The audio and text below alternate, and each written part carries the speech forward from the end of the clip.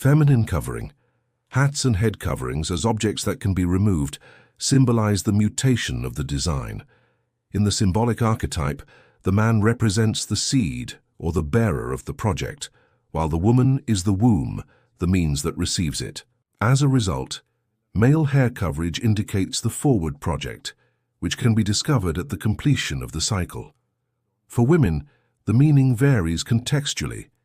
In ancient Judaism, women were covered, outward project, while today, in many contexts, they are no longer covered because they embody the uncovering of the degenerative project and active transmission.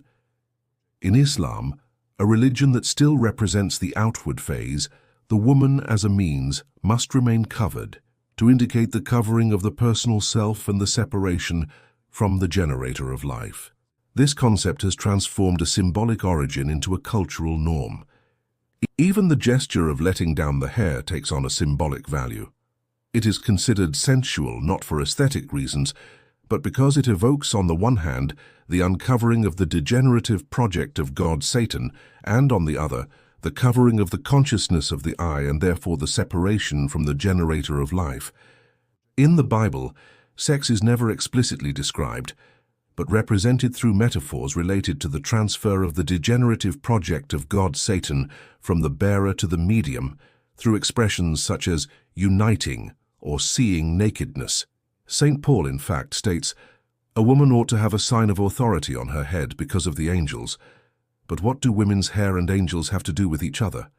Angels, as messengers, represent the arrival of the project. If woman, that is, consciousness, is uncovered, it means she is generating according to the generator of life. This is why god Satan wants covering, to indicate that the project is still in the phase of reception. Afterwards, he desires uncovering, which indicates the transmission of god Satan's project of falsifying reality. All this is connected to the symbolism of the seed. In the Bible, we find several examples. Abraham placing his hand under the thigh is a euphemism referring to the reproductive organ. Ruth sleeping at the feet of Boaz is an image of the womb, of the reception of the project. In conclusion, the covering of hair and the gestures associated with it do not speak of aesthetics or modesty, but of the transmission of god Satan, of consciousness, and of cycles of degenerative generation.